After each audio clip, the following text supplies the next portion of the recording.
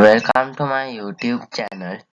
Today I will going to show you how to multiplication by a number with last digit 0 or let's see. When 456 multiplied by 30, then neglect 30 last digit 0, then it is 3.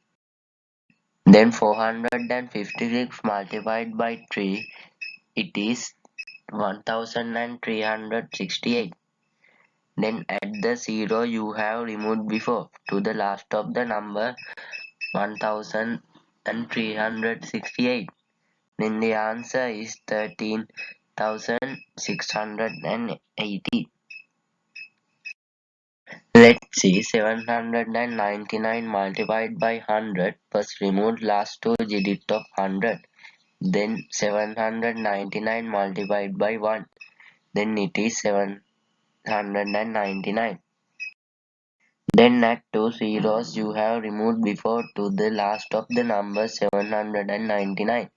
Then the answer is 79,900.